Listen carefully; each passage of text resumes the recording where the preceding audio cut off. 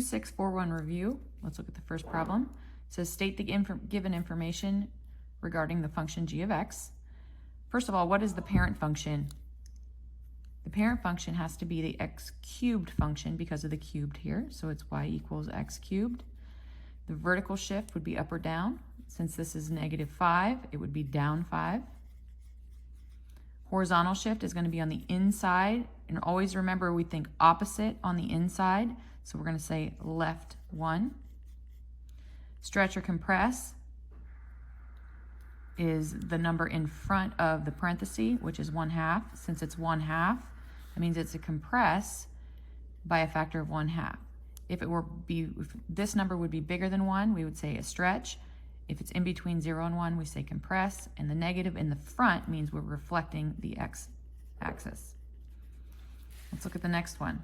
The next one, parent function is going to be the absolute value of x because of the absolute values. But we have to remember this is in the wrong order. We have to put the +6 at the end. So it's actually going to look like this, negative and then the absolute value of x plus 5 plus 6. The negative stays in front. Vertical shift would be up 6. Horizontal shift would be, once again, left 5. Stretch or compress, there is none in the front, so there's none. And then reflected, it would be across the x-axis. Now we're going to go ahead and perform the following transformations on a parent function. In this one, it says write the transformed equation g of x for the given transformation. So if we start with x cubed and I stretch it a factor of 4, that means I'm going to multiply or make the a value 4. So it would be 4x cubed. Then I'm going to reflect it over the y-axis, meaning I'm making just the x negative. So I'm going to make the x negative here and then simplify. Remember, when we make the x negative, or cube the negative, that gives me -1, because this is just -1 cubed times x cubed. -1 times -1 times -1 is -1. So we have 4 times -1 times x cubed, which gives me -4x cubed. So now we reflected it over the y-axis. Now let's go left 2.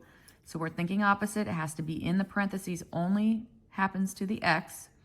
So left 2 would be +2, And then down 9 would be -9 at the end. So it'd be -4 x plus 2 cubed down 9. All right, we're going to do a similar one here. Write the transformed equation g of x for the given transformation. This time we're not starting with a parent function, but just with this one. If I take this line and move it up 3, that means I'm going to add 3 to the end. So let's do that first. And then I'm going to simplify. So I have -4x plus 12. So we did that. Now we're going to reflect it across the y-axis. So that means we're making just the x negative. So I'm making just the x negative, means it looks like this. So that becomes +4x plus 12.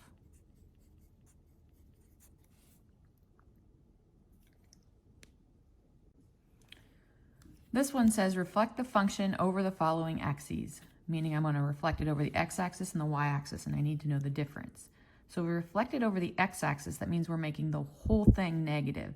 So I'm taking this entire function and putting a negative in front and then distributing it. So it would be -2x squared plus 5x minus 1. Oh, nope, got to change the signs. When you distribute it, the sign changed. There we go. Negative, negative, positive.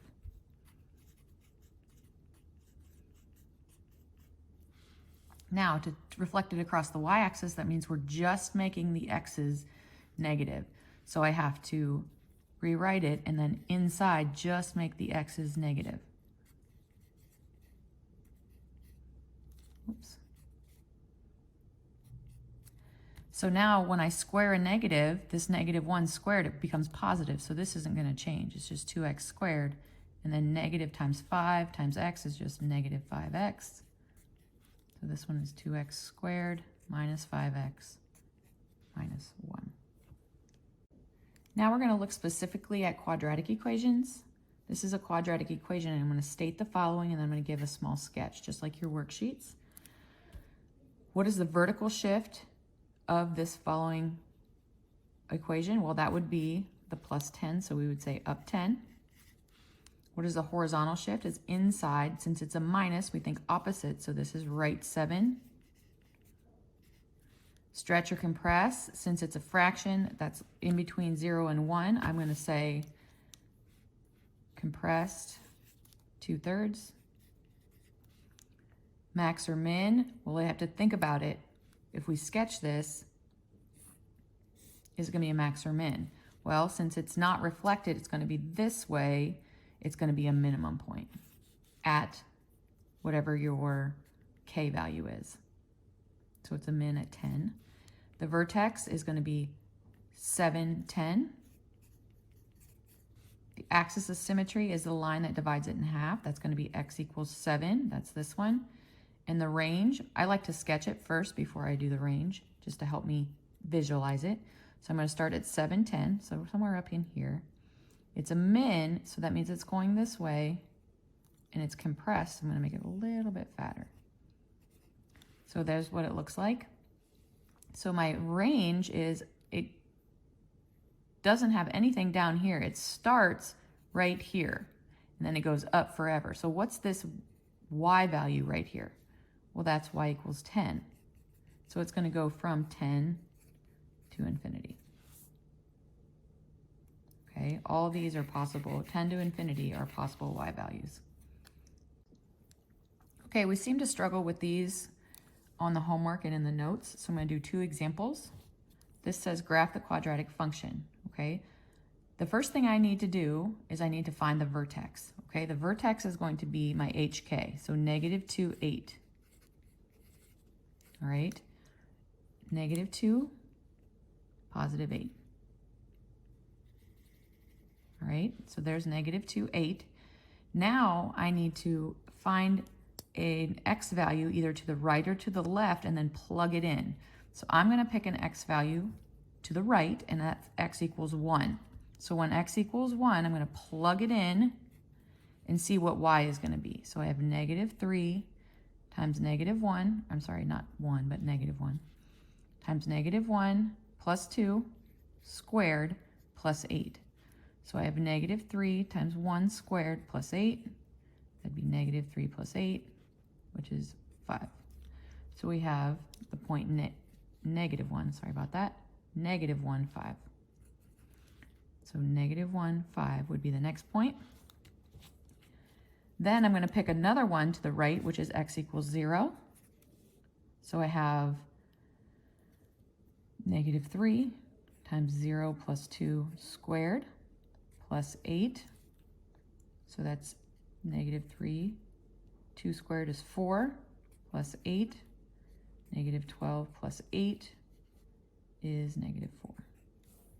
So my point is 0, -4. 0, -4 would be right here.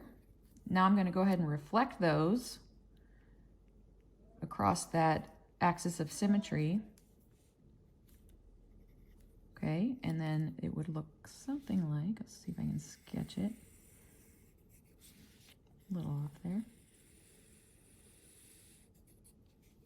Your axis of symmetry is this right here. That's how I know what to reflect it. It's x equals -2.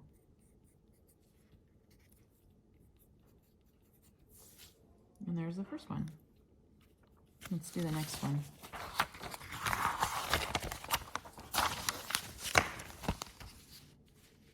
All right, so this one, the vertex, this is one of those that have a reflection across the y-axis, so we have to be really careful. To find our vertex, okay, first thing I need to do is set this equal to 0. So -x plus 1 equals 0. -x equals -1, so x equals 1. So it's 1, 3 is my vertex. Now I have to pick one to the left or to the right. Let's go to the left, so that would be x equals 0. So if x equals 0, I have -0 plus 1 squared plus 3. Negative 0 is just 0. So this is 1 squared plus 3, which is 4. 0, 4 is right here. Now let's do another one.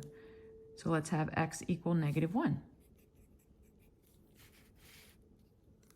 X equals negative 1. I have negative 1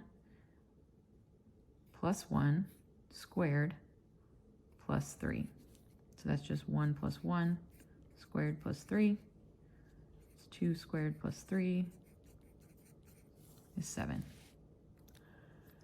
So I have the point negative 1, 7. Negative 1, 5, 6, 7. Now reflected over this axis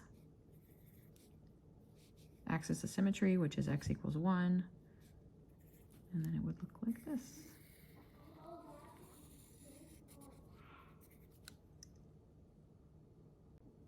And finally, the last one, we're going to write an equation for the given quadratic function.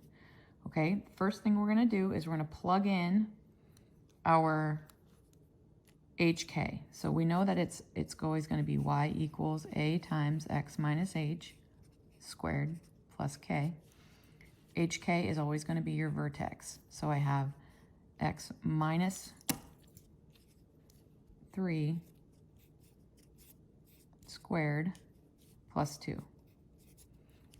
What I don't know is my a value, so I'm going to use the other point and make this x and make this y and solve for a. So I have negative 2 equals a times negative 1 minus 3 squared plus 2.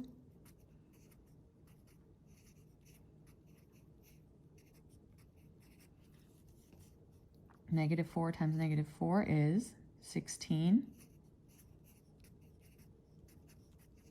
minus 2. So I have negative 4 equals 16 times a.